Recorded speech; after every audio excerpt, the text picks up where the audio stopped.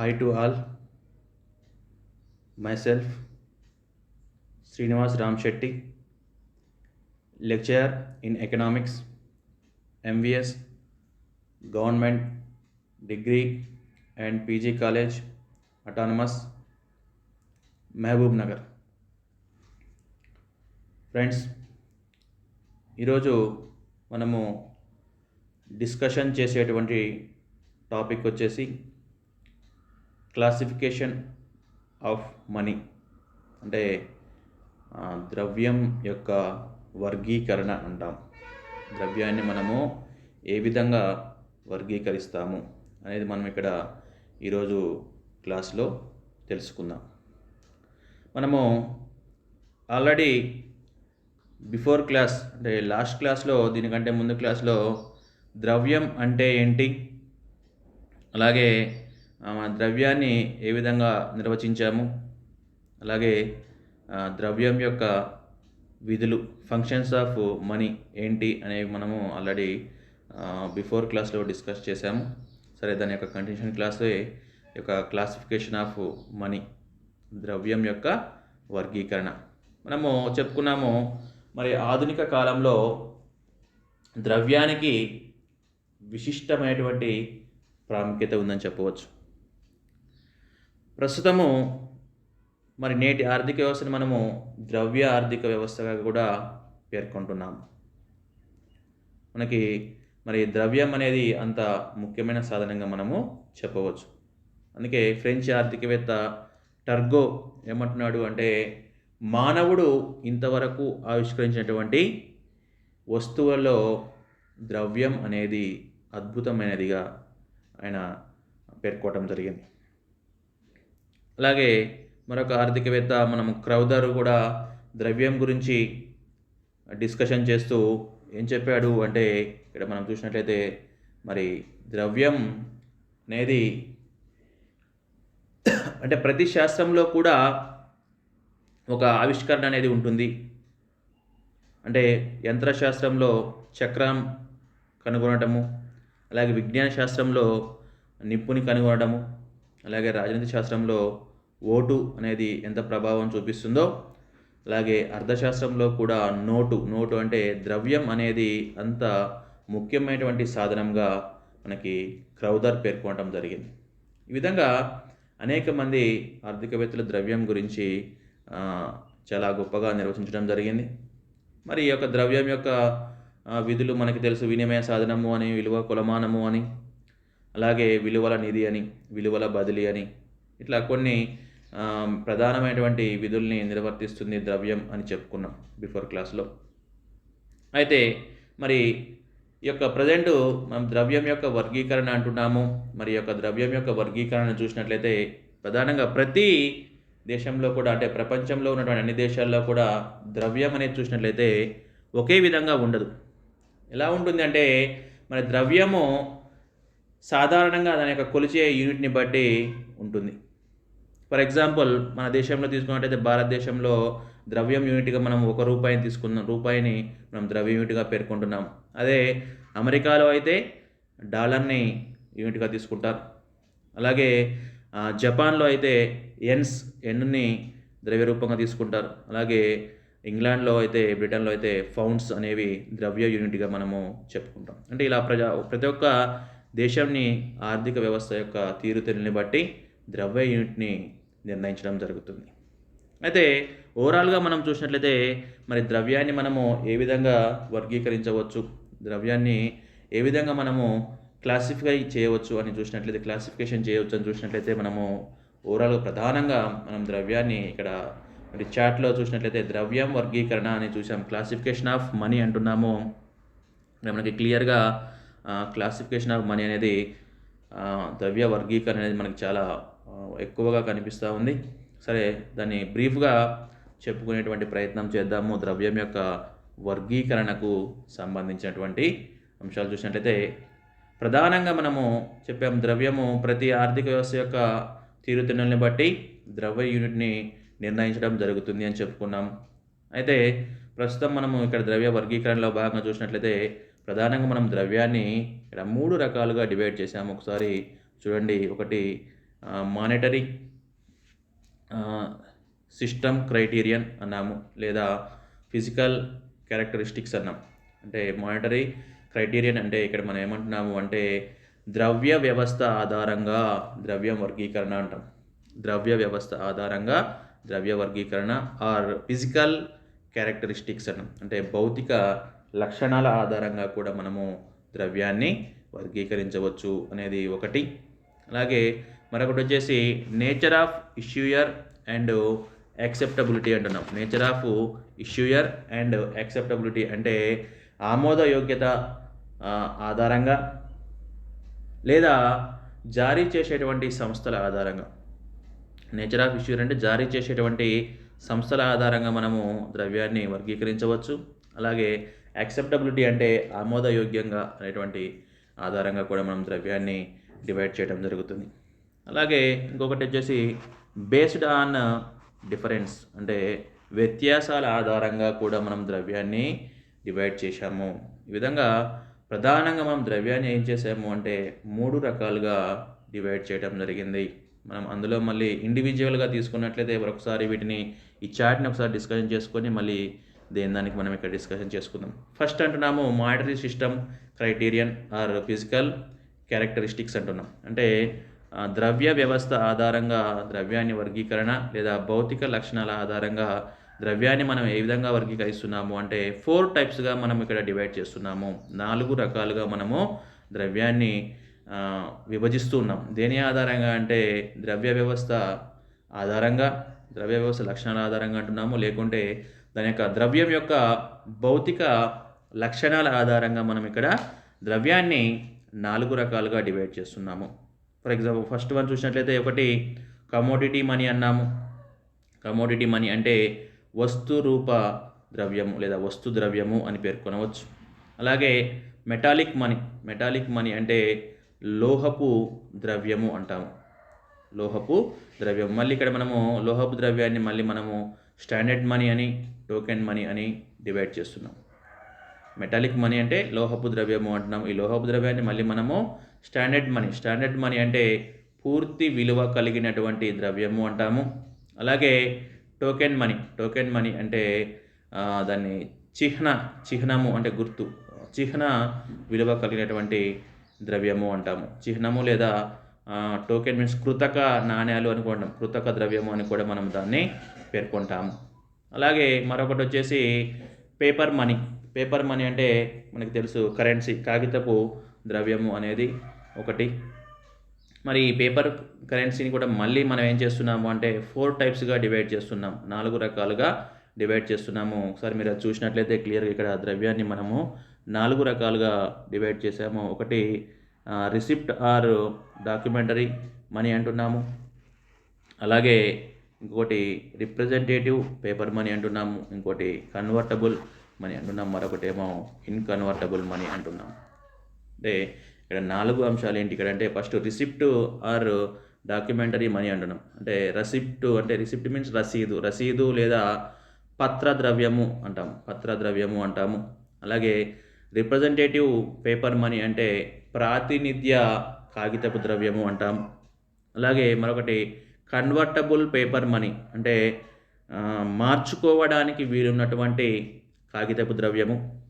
అలాగే ఇన్కన్వర్టబుల్ paper money అంటే మార్చుకోవడానికి వీలు లేనటువంటి కాగితపు ద్రవ్యం. ఈ విధంగా పేపర్ మనీని మనము 4 రకాలుగా డివైడ్ చేస్తున్నాము. అలాగే ఇక్కడ మనకి భౌతిక లక్షణ ఆధారంగా మరొక ద్రవ్యం చూపెట్టాము. దాన్ని మనము క్రెడిట్ మనీ అంటున్నాము. క్రెడిట్ మనీ అంటే ఇక్కడ మనకి ఏం చెప్తున్నాము అంటే పరపతి ద్రవ్యము అంటున్నాం. ఇవి ఇది జారీ చేసినటువంటి ద్రవ్య లక్షణాల ఆధారంగా అంటున్నాము, లేకుంటే దాని యొక్క భౌతిక లక్షణాల ఆధారంగా అని చెప్తున్నాం. మరొకటి నేచర్ ఆఫ్ ఇష్యూయర్ అండ్ యాక్సెప్టబిలిటీ అంటే జారీ చేసేటువంటి సంస్థల ఆధారంగా, అలాగే ఆమోదయోగ్యత ఆధారంగా మనం ఇక్కడ ద్రవ్యాన్ని 2 రకాలుగా డివైడ్ చేస్తున్నాము.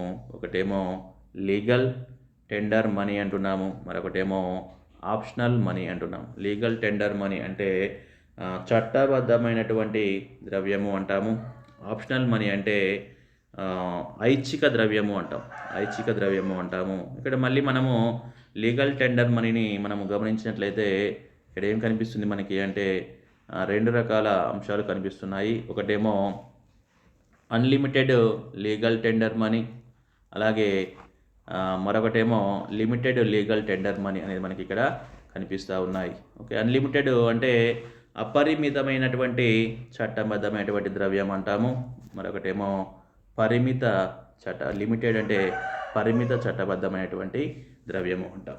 ఇక్కడ ఈ విధంగా మనకి అన్‌లిమిటెడ్ అండ్ లిమిటెడ్ చట్టబద్ధమైన ద్రవ్యాలు మనకి 2 కనిపిస్తూ ఉన్నాయి. ఓకే, ఇది మనకున్నటువంటి జారీ చేసేటువంటి సంస్థల ఆధారంగా మనము ద్రవ్యాన్ని 2 రకాలుగా డివైడ్ చేసామంటున్నాం. అలాగే బేస్డ్ ఆన్ డిఫరెన్స్ అంటే వ్యత్యాసాల ఆధారంగా మనము చూసినట్లయితే ద్రవ్యాన్ని మనం ఇక్కడ 2 రకాలుగా డివైడ్ చేస్తున్నాము. బేస్డ్ ఆన్ డిఫరెన్సెస్ అంటే ఒకటేమో యాక్చువల్ ఆర్ ప్రాపర్ మనీ అంటున్నాము. యాక్చువల్ అంటే వాస్తవ ద్రవ్యము లేదా వ్యవహారిక ద్రవ్యము అంటాము. వాస్తవ ద్రవ్యము లేదా వ్యవహారిక ద్రవ్యము అంటాము. అలాగే మరొకటేమో నియర్ మనీ. నియర్ మనీ అంటే ఇక్కడ సమీప ద్రవ్యంగా పేర్కొంటాం. నియర్ మనీ మీన్స్ సమీప ద్రవ్యము. ఇవి ఓవరాల్గా మనకి టోటల్గా మనకి ద్రవ్యము క్లాసిఫికేషన్ ఆఫ్ మనీ అనేటువంటి టాపిక్ మనం చూసినట్లయితే ఇవన్నీ కూడా మనకి ద్రవ్యం యొక్క వర్గీకరణలో భాగంగా మనము చెప్పుకోవాలి. మరి 1 by 1 దీనికి సంబంధించినటువంటి 3 రకాల వర్గీకరణలు ఏవేవో మనం ఒకసారి డీటెయిల్గా చెప్పుకోవడానికి ప్రయత్నం చేద్దాం ఫ్రెండ్స్. ఇందులో ఫస్ట్ ఆఫ్ ఆల్ వచ్చేసి మనం ఏమంటున్నాము అంటే monetary system criterion or physical characteristics అంటున్నాం. అంటే ద్రవ్య వ్యవస్థ ద్వారా లేదా భౌతిక లక్షణాల ఆధారంగా మనం ఏం చేస్తున్నాము అంటే ద్రవ్యాన్ని మనం 4 రకాలుగా డివైడ్ చేస్తున్నాము అని చెప్పాము. అందులో ఒకటి కమోడిటీ మనీ అంటున్నాము. ఫస్ట్ వన్ వచ్చేసి కమోడిటీ మనీ. ఇది చూసినట్లయితే కమోడిటీ మనీని ఒకసారి మనము చూసినట్లయితే వస్తు ద్రవ్యము అంటున్నాము. వస్తు ద్రవ్యము అంటున్నాం. వస్తు ద్రవ్యము అంటే మనకి పూర్వకాలంలో వస్తువులనే ద్రవ్యంగా పరిగణించేవారు అని చెప్పుకున్నాం. వస్తువులనే ద్రవ్యంగా రూపొందించుకున్నారు. అంటే ఆ ప్రాంతం యొక్క ఆ దేశం యొక్క శీతోష్ణ స్థితి పరిస్థితులు కావచ్చు, లేకుంటే ఆ దేశంలో సంస్కృతి పరిస్థితిని బట్టి కావచ్చు, లేకుంటే ఏదైనా ఆ ప్రాంతంలో విలువైన వస్తువుల్ని బట్టి ఏం చేశారు అంటే ఆ వస్తువుల్ని ద్రవ్యంగా పరిగణించారు అని చెప్పుకున్నాం. నిన్నటి క్లాస్లో 172 రకాల వస్తువుల్ని ఇక్కడ ద్రవ్యంగా వినియోగించారు ఆనాటి కాలంలో అని అనుకున్నాం. మరి 172 వస్తువులు అంటే ఫర్ ఎగ్జాంపుల్ సముద్ర తీర ప్రాంతంలో ఉన్నటువంటి వాళ్ళైతే గవ్వలని లేదా ముత్యాలని ద్రవ్యంగా పరిగణించడం జరిగింది అనుకోవచ్చు. అలాగే ఫర్ ఎగ్జాంపుల్ గ్రీకు దేశస్థులు పశువుల్ని ధాన్యాన్ని ద్రవ్యంగా ఉపయోగించారు. పశువుల్ని ధాన్యాన్ని ద్రవ్యంగా ఉపయోగించారు. అలాగే మరి ఉత్తర అమెరికా వాళ్ళు పొగాకుని ద్రవ్యంగా ఉపయోగించారు. అలాగే ఆఫ్రికన్ కంట్రీస్ వాళ్ళు ఏనుగు దంతాలని ద్రవ్యంగా ఉపయోగించారు. ఈ విధంగా అనేక రకాల వస్తువుల్ని ఏం చేశారంటే ఆనాటి కాలానికి అనుగుణంగా ద్రవ్యంగా ఉపయోగించారు. మనం దాన్నే వస్తురూప ద్రవ్యము అంటున్నాము. మరి ఈ వస్తురూప ద్రవ్యంలో మనకి అనేక లోపాలు, అనేక సమస్యలు అనేవి మనం ఎదుర్కొన్నామని చెప్పుకున్నాం. కాబట్టి మరి ఈ సమస్యల్ని ప్రధానంగా ఈ వస్తురూప ద్రవ్యంలో ప్రధానమైన సమస్య వచ్చేసి రవాణా చేయడానికి వీలు లేకపోవడము, అలాగే వస్తువుల్ని విభజించడానికి వీలు లేకపోవడము, అలాగే కొన్ని వస్తువుల్ని నిల్వ చేసుకోవడానికి అవకాశం లేకపోవడము, ఇట్లా అలాగే కోరికల మధ్య సమన్వయాలు లేకపోవడము, ఇట్లా అనేక రకాల సమస్యలు అనేవి వస్తురూప ద్రవ్యంలో మనము ఎదుర్కొన్నాము అని తెలుసు. కాబట్టి దాన్ని అధిగమించడం కోసం ఏం చేశారు అంటే మెటాలిక్ మనీ.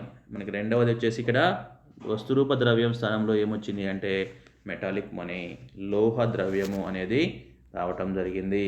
మనకి లోహ ద్రవ్యాన్ని మనం ఇక్కడ చూసినట్లయితే ఇక్కడ లోహము అంటే ఇక్కడ వస్తు రూపంలో ఉన్నటువంటి వస్తు ద్రవ్యానికి సమస్యల వల్ల ఏం చేశాము అంటే ఆనాటి కాలంలో దొరికినటువంటి విలువైనటువంటి లోహాలు, ఖనిజాలు, ఫర్ ఎగ్జాంపుల్ బంగారము, వెండి, రాగి, ఇత్తడి ఇలాంటి అనేక లోహాలని తీసుకొని వాటిని నాణ్యాలుగా రూపొందించుకొని ద్రవ్యంగా చలామణిలోకి తేవటం జరిగింది ఆ కాలంలో.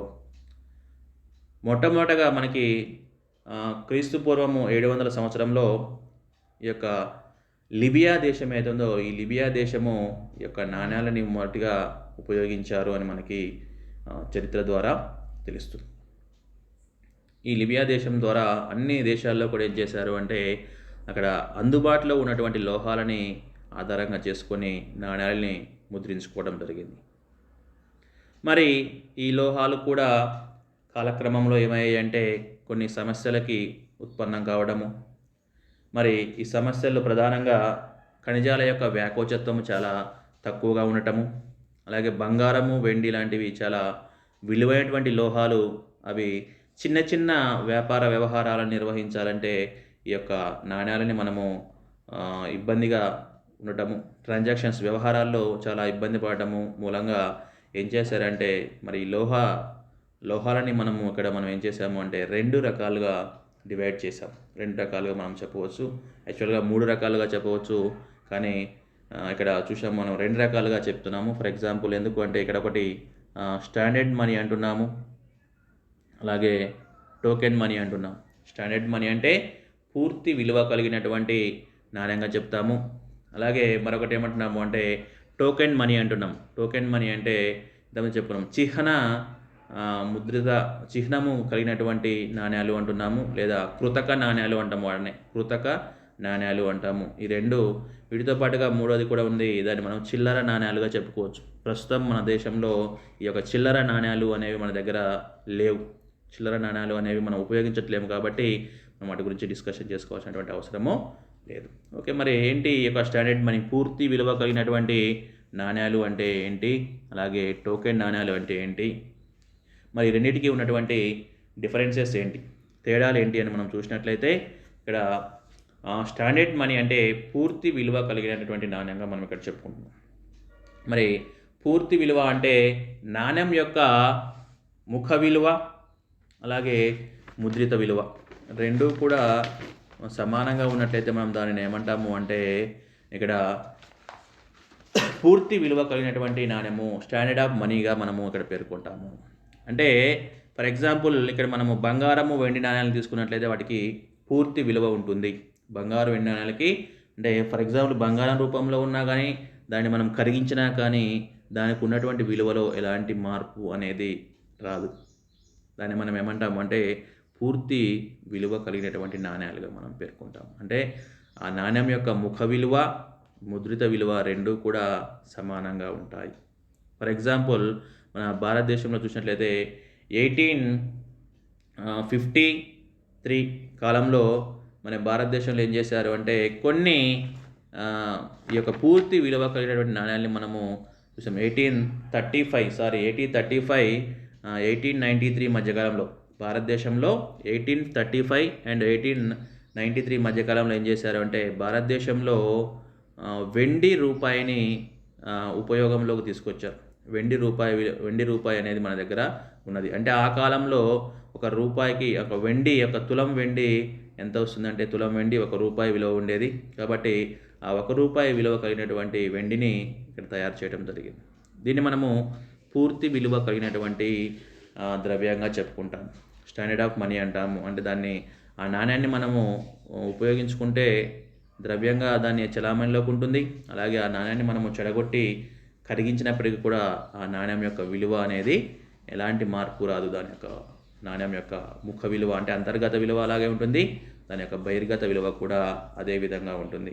దాన్ని మనము స్టాండర్డ్ ఆఫ్ మనీ అంటాము, పూర్తి విలువ కలిగినటువంటి నాణ్యము అంటాము.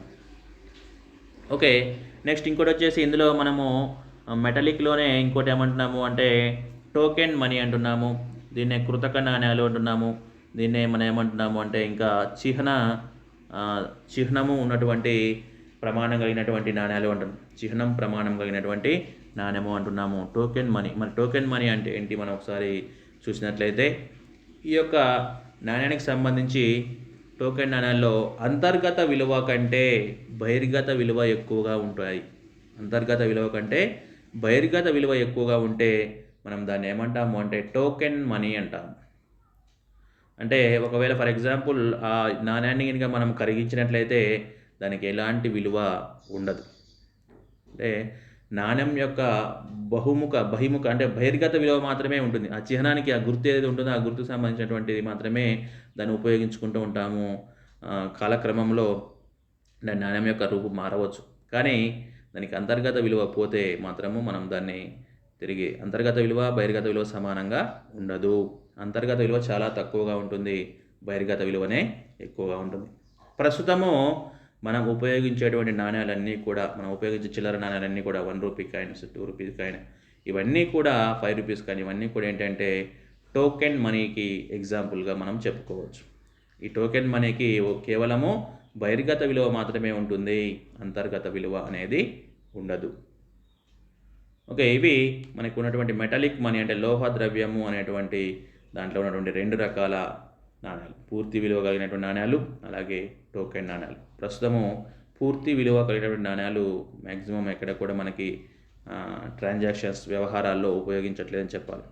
ఓకే, ఎందుకంటే ఖనిజాల యొక్క వ్యాకోచత్వం తక్కువగా ఉండటము, అలాగే ఖనిజాలకి విలువ ఎక్కువగా ఉండటము, బంగారం వెండికి విలువ ఎక్కువగా ఉండటము, మరి చిన్న చిన్న వ్యాపార వ్యవహారాలు నిర్వహించాలి అంటే డైలీ క్రయ విక్రయాలు జరిపాలంటే మనం టోకెన్స్ని మనం ఉపయోగించలేము. ఇందులో కూడా సమస్యలు ఉన్నాయి కాబట్టి మరి ఈ సమస్యల్ని అధిగమించడం కోసం మనం ఏం చేసాము అంటే లోహ విలువ అటువంటి లోహ ద్రవ్యం యొక్క దాని యొక్క లోహం ద్రవ్యానికి అనుగుణంగా ఏం చేసామంటే దాని స్థానంలో ఏం చేసాము అంటే దాని ప్రత్యామ్నాయంగా లోహ ద్రవ్యానికి ప్రత్యామ్నాయంగా మనం ఏం చేసాము అంటే పేపర్ మనీ కాగితపు కరెన్సీని మనం ఇక్కడ తీసుకొని రావటం జరిగింది. ద్రవ్య వ్యవస్థ లక్షణాల ఆధారంగా మనము ద్రవ్యం యొక్క వర్గీకరణలో 3వ రకమైనటువంటి ద్రవ్యం ఏంటి అంటే పేపర్ మనీ. వస్తు ద్రవ్యం అయిపోయింది. వస్తు రూపంలో ప్లేస్లో మెటాలిక్ మనీ వచ్చింది. మెటాలిక్ ప్లేస్లో పేపర్ కరెన్సీ, దీన్ని మనము కాగితపు కరెన్సీ అంటున్నాం. అంటే లోహ ద్రవ్యంలో అనేక ఇబ్బందులు ఉన్నాయని చెప్పుకున్నాం మనము. ఆ ఇబ్బందుల కారణంగా ఏం చేసాము అంటే కాగితపు ద్రవ్యాన్ని చలామణిలోకి తెచ్చాము. ఎందుకంటే లోహ ద్రవ్యం ఫర్ ఎగ్జాంపుల్ ఒక ప్రాంతాన్ని నుంచి ఒక ప్రాంతానికి తీసుకోవాలని వెళ్ళాలి అన్నా, లేకుంటే పెద్ద పెద్ద వ్యవహారాలు నిర్వహించేటప్పుడు లోహ ద్రవ్యాన్ని తీసుకుని వెళ్ళటము చాలా సమస్యలు ఎదురయ్యాయి. కాబట్టి ఏం చేశారు అంటే ప్రారంభంలో వ్యాపారస్తులందరూ కూడా లోహ ద్రవ్యం బదులు దానిని రుజువు చేసేటువంటి పత్రాలను ఉపయోగించేవారు. అంటే రుజువు పత్రాలని ఉపయోగించేవారు. వాటిని మనము రసీదులు అని కూడా పేర్కొంటాం. ఈ కొంతకాలం తర్వాత ఏమైంది అంటే ఈ యొక్క రుజువు పత్రాలను ఏం చేశారు అంటే ద్రవ్యంగా చలామణిలోకి తేవటం జరిగింది. మనం దీన్నే కాగితపు కరెన్సీ అంటున్నాం. ఈ రుజువు పత్రం మీద ఏమని రాసి ఉంటుంది అంటే ఈ నోటు ఉన్నవారికి కోరినప్పుడు మొత్తం ఇవ్వగలనని వాగ్దానం చేస్తున్నాను. ఈ నోటు ఉన్నవారికి కోరినప్పుడు మొత్తం ఇవ్వగలనని వాగ్దానం చేస్తున్నాను అనేటువంటి వాగ్దానం మనకి కనిపిస్తూ ఉంటుంది. I promise to pay the bearer some అని ఉంటుంది. I promise to pay the bearer some అనేటువంటి వర్డ్ ఇప్పటికీ కూడా కరెన్సీ యొక్క రూపం మారినప్పటికీ కూడా కాగితపు కరెన్సీలో దాని యొక్క రూపం మారినప్పటికీ దాని మీద ఉన్నటువంటి వాగ్దానం మాత్రము ఇప్పటికీ కూడా అలాగే ఉంటుంది. కాకుంటే మనం ఒకసారి కరెన్సీని మీరు చూసుకుంటే మీకు అది కనిపిస్తూ ఉంటుంది. I promise to pay the bearer some అనేటువంటి వర్డ్ మనకి నియర్లీ 13-14 లాంగ్వేజెస్లో మనకి కరెన్సీ మీద కనిపిస్తూ ఉంటుంది. దీన్ని మనము కాగితపు కరెన్సీ అంటున్నాం. మొట్టమొదటిసారిగా మరి కాగితపు కరెన్సీని చైనా దేశము ఉపయోగించింది. ఓకే, చైనా దేశం తర్వాతకి ప్రపంచవ్యాప్తంగా అన్ని దేశాల్లో కూడా ఈ యొక్క కాగితపు కరెన్సీని మనము ఉపయోగిస్తున్నామని చెప్పవచ్చు. ఓకే, మరి దీంట్లో కూడా ఈ కాగితపు కరెన్సీలో కూడా కొన్ని ప్రధానంగా మనకి ఒక 4 రకాల కరెన్సీలు మనం ఇక్కడ చెప్పుకుంటున్నాము. ఇందులో పేపర్ కరెన్సీని మనం ఏం చేసాము అంటే ఒకటి రిసిప్ట్ మనీ అని, అలాగే రిప్రజెంటేటివ్ మనీ అని, అలాగే కన్వర్టబుల్ మనీ అని, అలాగే ఇన్కన్వర్టబుల్ మనీ అని మళ్ళీ 4 టైప్స్గా దాన్ని డివైడ్ చేయడం జరిగింది. ఇందులో మనం చూసినట్లయితే రిసిప్ట్ మనీ అంటున్నాం. రిసిప్ట్ మనీ అంటే ఇప్పుడు చెప్పుకున్నాము పత్ర ద్రవ్యము లేకుంటే రసీదు ద్రవ్యము అని మనము దీన్ని పేర్కొంటున్నాము. ఈ యొక్క రసీదు ద్రవ్యము అంటే మనకి సింపుల్గా తెలిసినటువంటి అంశమే. మనం సరుకుల్ని ఎక్కడైనా వేడిన గిడ్డంగుల్లో నిల్వ ఉంచి దానికి ఏం చేస్తామంటే దానికి రుజువుగా ఏం చేస్తామంటే ఒక రసీదుల్ని పొందుతాం. ఆ రసీదును ఉపయోగించి ఆ విధంగా రసీదుల్ని పొందితే మనం దానిని ఏమంటామంటే పత్ర ద్రవ్యము లేదా రసీదు ద్రవ్యంగా దాన్ని మనము పేర్కొంటాం. ఓకే, ఇది ఏమంటామంటే రిసిప్ట్ మనీకి ఉదాహరణగా మనం చెప్పవచ్చు. అంటే సరుకుల్ని గిడ్డంగుల్లో ఉంచి దానికి సంబంధించినటువంటి రుజువు పత్రాన్ని మనం తీసుకెళ్ళినట్లయితే మనం దాన్ని పేపర్ మనీలో రిసిప్ట్ మనీగా మనం దాన్ని పేర్కొంటాం. అలాగే మరొకటి రిప్రజెంటేటివ్ మనీ అంటున్నాం. మరొకటి ఏంటంటే రిప్రజెంటేటివ్ మనీ అంటే ప్రాతినిధ్య కాగితపు ద్రవ్యము అంటాం. ప్రాతినిధ్య కాగితపు ద్రవ్యము అంటున్నాం. అంటే జారీ చేసినటువంటి ప్రతి కరెన్సీ నోటుకి కూడా 100% లోహపు నిల్వ ఆధారం ఉంటుంది. 100% లోహపు నిల్వ ఆధారం ఉంటుంది. ఫర్ ఎగ్జాంపుల్, ఏ వ్యక్తి అయినా ఆ నోటుని అంటే కరెన్సీని లోహంలోకి మార్చుకోవాలి అంటే వెంటనే మార్చుకునేటువంటి అవకాశం ఉంటుంది. అలా ఉన్నటువంటి కరెన్సీని మనం ఏమంటున్నాము అంటే రిప్రజెంటేటివ్ పేపర్ మనీ, ప్రాతినిధ్య కాగితపు ద్రవ్యము అంటాము. అలాగే మరొక పేపర్ కరెన్సీని మనం చూసినట్లయితే మూడవది కన్వర్టబుల్ పేపర్ మనీ, అంటే మార్చడానికి వీలున్నటువంటి కాగితపు ద్రవ్యము, కన్వర్టబుల్ పేపర్ కరెన్సీ అంటున్నాము. మరి మనం ఇంతకుముందు అనుకున్నాం ప్రాతినిధ్య కాగితపు కరెన్సీకి 100% లోహపు నిల్వలోకి మార్చుకోవచ్చు, అంటే బంగారం రూపంలోకి మార్చుకోవడానికి అవకాశం ఉంది. ఇక్కడ కన్వర్టబుల్ అంటే మార్చడానికి వీలున్న కాగితపు ద్రవ్యంలో మరి 100% లోహపు నిల్వలోకి మార్చుకోవడానికి అవకాశము ఉండదు. అంటే పూర్తి స్థాయిలో మనము 100% మనము లోహంలోకి మార్చుకోలేనటువంటి ఏదైతే ఉందో దాన్ని మనం ఏమంటాము అంటే మార్చడానికి వీలున్నటువంటి కాగితపు ద్రవ్యము.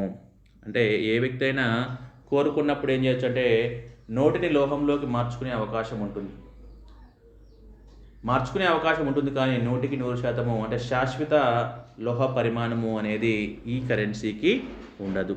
అలాంటి దాన్ని మనం ఏమంటాము అంటే కన్వర్టబుల్ పేపర్ మనీగా పేర్కొంటాము. నెక్స్ట్ 4th వన్ వచ్చేసి ఇన్కన్వర్టబుల్ పేపర్ కరెన్సీ అంటాము, పేపర్ మనీ అంటున్నాము. ఇన్కన్వర్టబుల్ మనీ అంటున్నాము. మరి ఇది మార్చడానికి వీలు లేనటువంటి కాగితపు ద్రవ్యంగా మనం దీన్ని పేర్కొంటాం. మార్చడానికి వీలు లేదు అంటే దీనికి లోహపు నిల్వతోటి సంబంధం అనేది ఉండదు. లోహపు నిల్వతో సంబంధం లేకుండానే జారీ చేసేటువంటి కరెన్సీని మనం ఏమంటాము అంటే ఇన్కన్వర్టబుల్ మనీ అంటాము. అంటే ప్రజలు కూడా ప్రభుత్వాలు జారీ చేసిన కరెన్సీని అన్నీ కూడా లోహంలోకి మార్చుకోవడం లేదు, అంటే బంగారంలోకి మార్చుకోవడం లేదు అని ప్రభుత్వాలు గమనించి ఏం చేశాయి అంటే బంగారు నిల్వలని నిల్వగా ఉంచుకొని తమకు అవసరమైనటువంటి కరెన్సీని రూపొందించుకుంటున్నాయి నేటి ప్రభుత్వాలు. మన భారతదేశాన్ని చూసినట్లయితే ఎగ్జాంపుల్ 1957 నుంచి ఏం చేస్తున్నాం మనము అంటే కనిష్ట నిధుల పద్ధతి ఆధారంగా చేసుకొని, అంటే కనిష్ట నిల్వని మనం ఏం చేస్తున్నాము అంటే కొంత కరెన్సీని నిల్వగా పెడుతున్నాం. బంగారాన్ని మరియు విదేశీ కరెన్సీని నిల్వగా పెడుతున్నాము. కనిష్ట కరెన్సీ ఎంతంటే మనము 115 కోట్ల విలువైనటువంటి బంగారం నిల్వలు, 115 కోట్ల విలువ కలిగినటువంటి బంగారము, అలాగే 85 కోట్ల విలువ కల విదేశీ మారకము కనీస నిల్వగా ఉంచుకొని మనం ఏం చేస్తున్నాము అంటే మనకు అవసరమైనటువంటి మేరకు ద్రవ్యాన్ని జారీ చేస్తున్నాము. అంటే ఈ విధంగా జారీ చేయవచ్చు. ఏ విధంగా జారీ చేయవచ్చు అంటే కనిష్ట నిధుల పద్ధతి ద్వారా. ఇలాంటి కరెన్సీని మనం ఏమంటాం అంటే మార్చడానికి వీలు లేనటువంటి కాగితపు కరెన్సీ, ఇన్కన్వర్టబుల్ మనీ అనేది మనకి ఇక్కడ కనిపిస్తూ ఉంది. ఇవి 4 కూడా పేపర్ కరెన్సీకి సంబంధించినటువంటి అంశాలు. ఒకటి ఏమంటున్నాం ఇక్కడ పేపర్ మనీలో రిసిప్ట్ మనీ ఒకటి, అలాగే రిప్రజెంటేటివ్ మనీ ఒకటి, అలాగే కన్వర్టబుల్ మనీ ఇంకోటి, ఇన్కన్వర్టబుల్ మనీ. ఇవి 4 కూడా పేపర్ కరెన్సీలో మనం భాగంగా చెప్పుకుంటూ ఉంటున్నాం. అలాగే ఇక్కడ మనకి లాస్ట్ వన్ వచ్చేసి అంటే మానిటరీ సిస్టమ్ క్రైటీరియా ఆధారంగా మనము భౌతిక లక్షణాల ఆధారంగా మనము ద్రవ్యాన్ని వర్గీకరణలో చివరిది 4వది ఏది అంటే ఇక్కడ క్రెడిట్ మనీ అంటున్నాము. దీన్నే పరపతి ద్రవ్యము అంటున్నాం. క్రెడిట్ మనీ లేదా పరపతి ద్రవ్యము అంటున్నాము. మనకి పరపతి ద్రవ్యము అంటే ముఖ్యంగా ప్రస్తుతము వాణిజ్య బ్యాంకులు జారీ చేసేటువంటి వివిధ రకాల డిమాండ్ డిపాజిట్లు కానీ, అలాగే చెక్కులు కానీ, ఇవన్నీ కూడా మనకి పరపతి ద్రవ్యంలోకే వస్తాయి. పరపతి ద్రవ్యం కోవలోకే వస్తాయి. ఇవన్నీ కూడా ఆయా సంబంధించినటువంటి బ్యాంకులు బ్యాంకు యొక్క సౌకర్యార్థము, వాళ్ళ యొక్క వ్యవహారాల నిమిత్తం ఏం చేశారు అంటే ఈ యొక్క ద్రవ్యాన్ని రూపొందించుకుంటారు. మరి ఈ యొక్క ద్రవ్యాన్ని అందరూ అంగీకరించవచ్చు, అంగీకరించకపోవచ్చు. దీన్ని మనం ఏమంటామంటే క్రెడిట్ మనీ అంటాము. దీన్ని పరపతి ద్రవ్యము అంటాము. అంటే వాణిజ్య బ్యాంకులు సృష్టించేటువంటి చెక్కులు, డీడీలు ఇవన్నీ కూడా పరపతి ద్రవ్యం యొక్క కోవలోకి వస్తాయి. ఓకే, ఇవి మనకి ప్రధానంగా ద్రవ్య వ్యవస్థ లక్షణాల ఆధారంగా లేదా భౌతిక లక్షణాల ఆధారంగా మనం ఏం చేసామంటే ద్రవ్యాన్ని వర్గీకరించుకోవడం జరిగింది. ఓకే, ఇవన్నీ కూడా మొదటి ద్రవ్య వర్గీకరణ లక్ష్యం చెప్పవచ్చు. మరొకటి మనం ఏమన్నామంటే ద్రవ్య వర్గీకరణలో మరొకటి సెకండ్ వన్ వచ్చేసి nature of issuer or acceptability. Nature of issuer అంటే జారీ చేసినటువంటి సంస్థలు బట్టి, అలాగే లేకుంటే ఆమోద యోగ్యతను బట్టి మనం ఏం చేసాము ద్రవ్యాన్ని అంటే 2 రకాలుగా డివైడ్ చేసాము. అదే ఒకటి లీగల్ టెండర్ మనీ అంటున్నాము, ఇంకోటేమో ఆప్షనల్ మనీ అంటున్నాం. లీగల్ టెండర్ మనీ అంటే చట్టబద్ధమైనటువంటి ద్రవ్యము అంటాము. అలాగే ఆప్షనల్ మనీ అంటే ఐచ్ఛిక ద్రవ్యము అంటాం. ఇక్కడ మనకి 2 అంశాలు ఉన్నాయి, లీగల్ టెండర్ మనీ, మరొకటేమో ఆప్షనల్ మనీ. ఓకే, ఐచ్ఛిక ద్రవ్యము అంటాం. ఇక్కడ మనం మళ్ళీ మీరు ఒకసారి పరిశీలించే లీగల్ టెండర్ మనీని మనం పరిశీలించినట్లయితే ఇక్కడ 2 రకాలుగా మనము ఈ యొక్క చట్టబద్ధమైనటువంటి ద్రవ్యాన్ని మళ్ళీ మనము 2 రకాలుగా డివైడ్ చేయడం జరిగింది.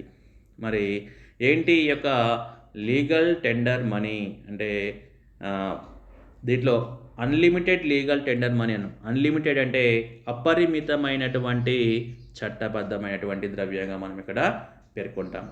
అపరిమితమైనటువంటి చట్టబద్ధమైనటువంటి ద్రవ్యము అంటే మనం రుణ పరిష్కారాల్లో ఎంత పరిమాణంలోనైనా కానీ ఆమోదించవలసినటువంటి ద్రవ్యం ఏది ఉందో ఆ ద్రవ్యాన్ని మనం అపరిమితమైనటువంటి చట్టబద్ధమైనటువంటి ద్రవ్యము అంటాం. అంటే ప్రస్తుతం ఉన్నటువంటి కరెన్సీ నోట్లు అన్నీ కూడా అపరిమితమైనటువంటి చట్టబద్ధ ద్రవ్యానికి కరెన్సీకి ఉదాహరణగా మనం చెప్పవచ్చు. అన్ని కరెన్సీ నోట్లను మనం ఏం చేయొచ్చు అంటే అన్లిమిటెడ్ లీగల్ టెండర్ మనీకి మనము ఉదాహరణగా చెప్పవచ్చు. అంటే అపరిమితమైనటువంటి చట్టబద్ధమైనటువంటి ద్రవ్యంగా మనము చెప్పవచ్చు కరెన్సీ నోట్లని. ఓకే, అలాగే మరొకటి ఇక్కడ లిమిటెడ్ లీగల్ టెండర్ మనీ అంటున్నాము, అంటే పరిమిత చట్టబద్ధమైనటువంటి ద్రవ్యము. మరి పరిమిత చట్టబద్ధమైన ద్రవ్యము అంటే కొన్ని పరిమితమైనటువంటి చెల్లింపుల కోసము మనం ఉపయోగించేటువంటి ద్రవ్యాన్ని మనం ఏమంటామంటే లిమిటెడ్ లీగల్ టెండర్ మనీ అంటాం. పరిమిత చట్టబద్ధమైనటువంటి ద్రవ్యంగా పేర్కొంటాము. అంటే పరిమితమైన చెల్లింపులు అంటే చిన్న చిన్న చెల్లింపులు, ఫర్ ఎగ్జాంపుల్ 10 రూపాయలు 20 రూపాయల వరకు మనం ఏం చేయొచ్చు అంటే ఫర్ ఎగ్జాంపుల్ భారతదేశంలో కాయిన్స్ నాణ్యాలు ఉన్నాయి. నాణ్యాలన్నీ మనం ఏం చేయొచ్చు అంటే ఒక 10 రూపాయలు 20 రూపాయల ట్రాన్సాక్షన్స్ వరకు మనము కాయిన్స్ని ఇచ్చి మనము వ్యవహారాలకు క్రయ విక్రయాలు జరుపుకునేటువంటి అవకాశము ఉన్నది. మరి ఎక్కువ మొత్తంలో కరెన్సీ కోసము అపరిమితమైనటువంటి చెల్లింపు కోసం మనము నాణ్యాల్ని ఉపయోగించలేము. ఫర్ ఎగ్జాంపుల్ ఒక 10,000 ఇవ్వాలి ఒకరికి అంటే 10,000ని మనము కాయిన్స్ రూపంలో ఇస్తే అతడు అంగీకరించేటువంటి అవకాశము ఉండదు. కాబట్టి కాయిన్స్ అనేవి మనము ఇక్కడ యాక్సెప్టబిలిటీ కాదు. అంటే ఇంతకుముందు మనకి చూసినట్లయితే ఇప్పుడు 1 రూపీని మనము ద్రవ్య యూనిట్గా తీసుకున్నాం, కానీ ఇంతకుముందు ద్రవ్య యూనిట్ 1 రూపీ ఉన్నప్పటికీ కూడా కొన్ని చిల్లర వ్యవహారాలను ఉంచడం కోసము చిల్లర నాణ్యాలు అనేవి ఉన్నాయి. 5 పైసలు 10 పైసలు 20 పైసలు 25 పైసలు 50 పైసలు ఇలా అనేక కాయిన్స్ అనేవి ఉన్నాయి. మరి ఈ కాయిన్స్ మనము 10 రూపాయల చెల్లింపుల వరకు ఉపయోగించవచ్చు, కానీ అంతకు మించి చెల్లింపులు చేయాలి అంటే మాత్రము ఈ నాణ్యాలు అనేవి అందరూ ఆమోదించాల్సినటువంటి అవసరము లేదు. అంటే పరిమితమైనటువంటి చెల్లింపులకు మాత్రమే మనము నాణ్యాలని ఉపయోగించుకోవాలి. అపరిమితమైనటువంటి చెల్లింపులకి మనము నాణ్యాలని ఉపయోగించుకోవడానికి అవకాశం లేదు. ఓకే, ఇవి దీన్ని మనం లీగల్ టెండర్ మనీ అంటాము. ఇవి 2 రకాలుగా మనం ఇక్కడ చూసాము. ఓకే, మరి మరొక మనీ ఉంది ఇక్కడ మనకి. దీన్నే మనము ఆప్షనల్ మనీ అంటున్నాము. దీన్నే ఐచ్ఛిక ద్రవ్యము అంటున్నాం. మరి ఐచ్ఛిక ద్రవ్యము అంటే ఏంటి అని మనం చూసినట్లయితే ఇక్కడ దీన్ని ఆప్షనల్ మనీ అంటే ప్రభుత్వం చేత జారీ చేయబడినటువంటి ద్రవ్యం ఏదైతే ఉందో, అంటే ప్రభుత్వం చేత జారీ చేస్తేనేమో దాన్ని చట్టబద్ధమైన ద్రవ్యము అంటున్నాం ఇక్కడ. మరి ప్రభుత్వం చేత జారీ చేయబడకుండా ఉన్నటువంటి ద్రవ్యాన్నే మనం ఏమంటాము అంటే చట్టబద్ధం కాని ద్రవ్యము లేదా ఐచ్ఛిక ద్రవ్యంగా మనము పేర్కొంటాము. ఇంతకుముందు చెప్పుకున్నట్లుగా వాణిజ్య బ్యాంకులు పరపతి ద్రవ్యం ఏదైతే ఉందో ఆ పరపతి ద్రవ్యాన్ని మొత్తం కూడా మనం ఏం చెప్పవచ్చు అంటే ఐచ్ఛిక ద్రవ్యంగా చెప్పవచ్చు. ముఖ్యంగా వాణిజ్య బ్యాంకులు సృష్టించేటువంటి పరపతి సృష్టి, అలాగే చెక్కులు, అలాగే డిమాండ్ డ్రాఫ్ట్లు, ఇవన్నిటిని డిడీలు, ఇవన్నిటిని కూడా మనం ఏం చెప్పవచ్చు అంటే చట్టబద్ధం కాని ద్రవ్యము. అంటే ఇది ప్రభుత్వము చట్టబద్ధంగా జారీ చేయదు. ఎవరు జారీ చేస్తారు అంటే ఆయా సంబంధిత బ్యాంకులు మాత్రమే ఆ యొక్క కరెన్సీని జారీ చేస్తారు. కాబట్టి ఈ ద్రవ్యాన్ని మరి అందరూ ఆమోదించడము ఆమోదించకపోవడము అనేది ప్రజల యొక్క ఇష్టానుసారం జరుగుతుంది. అది మనకి సంబంధం లేదు. ఖచ్చితంగా ఆమోదించాలనేటువంటి రూల్ ఏమీ లేదు. రైట్, ఇది మనకి ద్రవ్య వర్గీకరణలో ఉన్నటువంటి 2వ లక్షణం. నేచర్ ఆఫ్ ఇష్యూయర్ ఆఫ్ యాక్సెప్టబిలిటీ ఆధారంగా మనము ద్రవ్యాన్ని లీగల్ టెండర్ మనీ అని అలాగే ఆప్షనల్ మనీ అని 2 రకాలుగా డివైడ్ చేయడం జరిగింది. ఓకే, మరొకటి అంశము మనకి 3వ అంశం ఏంటి అంటే బేస్డ్ ఆన్ డిఫరెన్స్. ద్రవ్యాన్ని మనం 3 రకాలుగా వర్గీకరించామని చెప్పుకున్నాము. అందులో ఒకటి ఏమో భౌతిక లక్షణాల ఆధారంగా లేక ద్రవ్య లక్షణాలను ఆధారంగా చేసుకొని మనం ద్రవ్యాన్ని వర్గీకరించాము. అలాగే రెండవదేమో యాక్సెప్టబిలిటీ అంటే ఆమోదయోగ్యం ఆధారంగా లేకుంటే జారీ చేసే సంస్థల ఆధారంగా మనము చేశాము. 3వది బేస్డ్ ఆన్ డిఫరెన్సెస్ అంటే వ్యత్యాసాల ఆధారంగా కూడా ద్రవ్యాన్ని మనం ఇక్కడ వర్గీకరిస్తున్నాము. ఇక్కడ వ్యత్యాసాల ఆధారంగా మనం చూసినట్లయితే మన ద్రవ్యాన్ని మళ్ళీ మనము 2 టైప్స్గా మనం దాన్ని డివైడ్ చేస్తున్నాం. ఒకటేమో యాక్చువల్ ఆర్ ప్రాపర్ మనీ అంటున్నాము. అంటే వాస్తవ లేదా వ్యవహారిక ద్రవ్యము అంటాం. వ్యవహారిక ద్రవ్యము లేదా వాస్తవ ద్రవ్యము అనేది ఒకటైతే ఇంకోటేమో నియర్ మనీ అంటున్నాం. నియర్ మనీ మీన్స్ సమీప ద్రవ్యము అనేవి ఇక్కడ మనకి 2 రకాల ద్రవ్యాలు అనేవి మనకి ఇక్కడ కనిపిస్తున్నాయి. దేని ఆధారంగా అంటే బేస్డ్ ఆన్ డిఫరెన్సెస్, వ్యత్యాసాల ఆధారంగా మనం ఏం చేస్తున్నామంటే ద్రవ్యాన్ని వ్యవహారిక ద్రవ్యము లేదా వాస్తవ ద్రవ్యము అని లేదా నియర్ మనీ సమీప ద్రవ్యము అని పేర్కొంటున్నాము. ఇక్కడ మనకి తెలుసు వాస్తవ ద్రవ్యము అంటే రిజర్వ్ బ్యాంకు చేత మనకి ఫర్ ఎగ్జాంపుల్ భారతదేశంలో వాస్తవంగా చలామణిలో ఉన్నటువంటి అన్ని రకాల నాణ్యాలు, కాగితపు నోట్లు, కరెన్సీలు మొత్తం కూడా వాస్తవిక ద్రవ్యంగా చెప్పుకోవాలి. ఎందుకంటే రిజర్వ్ బ్యాంకు కేంద్ర ప్రభుత్వ ఆమోదం చేత ఆర్బీఐ రిజర్వ్ బ్యాంక్ ఏం చేస్తుంది అంటే ద్రవ్యాన్ని ముద్రింపచేసి చలామణి చేస్తుంది. ఈ చలామణిలో ఉన్నటువంటి కరెన్సీని మొత్తం కూడా మనం ఏమంటాము అంటే వాస్తవ ద్రవ్యము లేదా వ్యవహారిక ద్రవ్యము ప్రాపర్ మనీగా మనము దీన్ని పేర్కొంటాము. అలాగే సమీప ద్రవ్యము అన్నాము, దీన్నే నియర్ మనీ అంటున్నాము. అంటే నియర్ మనీ మీన్స్ దీనికి కూడా పూర్తిగా ద్రవ్యానికి ఏ విధంగా అయితే ద్రవ్యత్వం ఉంటుందో ఇక్కడ ఈ యొక్క సమీప ద్రవ్యానికి కూడా పూర్తిగా ద్రవ్యత్వం ఉండేటువంటి అవకాశం ఉంటుంది. మరి ప్రస్తుతం ఉన్నటువంటి ప్రపంచ ఆర్థిక వ్యవస్థల్లో వ్యాపార వ్యవహారాలు అంటే క్రయ విక్రయాలు ఆర్థిక వ్యవస్థలో ట్రాన్సాక్షన్స్ అనేవి ఎక్కువగా పెరిగిపోవడంతో మరి ఈ చట్టబద్ధమైన ద్రవ్యం ఏదైతే ఉందో కరెన్సీ ఏదైతే ఉందో ఆ కరెన్సీని మనము పెద్ద పెద్ద వ్యవహారాలకి వాడాలంటే చాలా ఇబ్బందికరంగా పరిణమించింది. కాబట్టి దీనిని అధిగమించడం కోసము ఏం చేశారు అంటే ద్రవ్యానికి ప్రత్యామ్నాయంగా ఏం చేశారు అంటే సమీప ద్రవ్యాన్ని తయారు చేయడం జరిగింది. సమీప ద్రవ్యము అంటే మనం చెప్పుకున్నట్లుగా చెక్కులు, బాండ్లు, అలాగే ట్రెజరీ బిల్లులు, అలాగే కుండీలు, టైం డిపాజిట్లు, ఇవన్నీ కూడా సమీప ద్రవ్యానికి ఉదాహరణలుగా చెప్పవచ్చు. పెద్ద పెద్ద వ్యవహారాలు నిర్వహించాలి అంటే మనం ఏం చేస్తాము, ఉన్నటువంటి కరెన్సీని చెక్కు రూపంలోనో లేకుంటే దాన్ని బాండ్ రూపంలోనో లేకుంటే డిమాండ్ డ్రాఫ్ట్ రూపంలోనో లేకుంటే ట్రెజరీ బిల్లు రూపంలోనో దాన్ని ఏం చేసుకుంటాము అంటే కన్వర్ట్ చేసుకుంటాం. మార్చుకుంటాం. ఆ విధంగా మార్చుకొని మళ్ళీ మనం ఎక్కడైతే దాన్ని అందించాలో వారికి దాని రూపంలో అందిస్తే వాళ్ళు దాన్ని మళ్ళీ ఏం చేస్తారంటే దానికి పూర్తి ద్రవ్యత్వం ఉంటుంది కాబట్టి దాన్ని వెంటనే ద్రవ్య రూపంలోకి మార్చుకోవడానికి అవకాశం ఉంటుంది. కాబట్టి అలాంటి ద్రవ్యాన్ని మనం ఏమంటాము అంటే నియర్ మనీ, సమీప ద్రవ్యము అంటాము. దీనికి కూడా ద్రవ్యానికి ఏ విధంగా ద్రవ్యత్వం ఉంటుందో అదేవిధంగా ద్రవ్యత్వం ఉంటుంది. కాబట్టి మనం దీన్ని నియర్ మనీ, సమీప ద్రవ్యము అని పేర్కోవడం జరిగింది. ఫ్రెండ్స్, ఇది మనకి ద్రవ్యం సంబంధించినటువంటి ద్రవ్యం యొక్క వర్గీకరణ, క్లాసిఫికేషన్ ఆఫ్ మనీ అన్నాము. ద్రవ్యము వర్గీకరణ. మనం ప్రధానంగా ఇక్కడ మనము 3 రకాలుగా ద్రవ్యాన్ని వర్గీకరించుకున్నామని చెప్పాము. దానికి సంబంధించినటువంటి పూర్తి వివరణ ఇది. Okay friends, thank you. అందరూ దీని వీడియోని చూడండి, అలాగే లైక్ చేయండి, అలాగే మీ ఫ్రెండ్స్కి షేర్ చేయండి. Thank you to all.